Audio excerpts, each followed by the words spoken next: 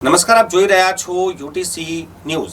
વડોદરાની નવરચના સ્કૂલને બોમ્બથી ઉડાવી દેવાની ધમકી આપવામાં આવી હતી અને આ ધમકીનો જે મેલ આવ્યો હતો, હવે જ્યારે આ મેલની તપાસ કરવામાં આવી રહી છે ત્યારે ચોંકાવનારી વાતો સામે આવી રહી છે।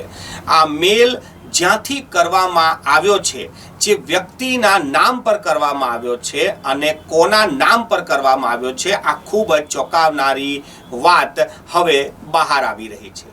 નવરચના સ્કૂલના પ્રિન્સિપલને એક મેલ મળ્યો હતો અને આ મેલ પર બોમ્બથી ઉડાવી દેવાની ધમકી આપવામાં આવી હતી।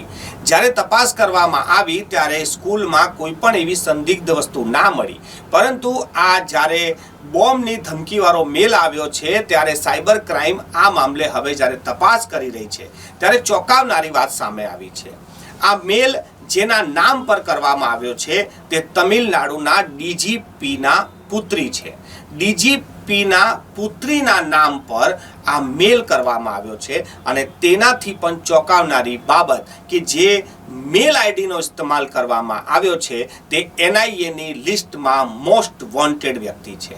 એવું પણ માનવામાં આવી રહ્યું છે કે આ મેલ કરીને જે ધમકી આપવામાં આવી છે, આ ધમકીની પાછળ ક્યાંક ને ક્યાંક ડ્રગ્સ કનેક્શન છે।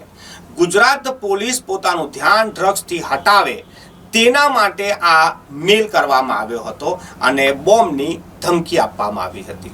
ગુજરાતમાં જે રીતે ડ્રગ્સનું પ્રમાણ વધી રહ્યું છે, ડ્રગ્સનું સેવન વધી રહ્યું છે, તેવી સાથે જ ગુજરાત પોલીસ પણ ડ્રગ્સના મોટા પાયે દરોડા પાડીને ડ્રગ્સના જથ્થાને ઝડપી પણ રહી છે। તેનાથી ડ્રગ્સ વેચનારા લોકોમાં પણ હડકંપ છે અને કહેવાય એ જ રહ્યું છે કે એનઆઈએની જે લિસ્ટ છે, જેમાં મોસ્ટ વોન્ટેડ જે ડ્રગ્સના સપ્લાયર છે તેના મેલ આઈડીથી આ મેલ કરવામાં આવ્યો હતો।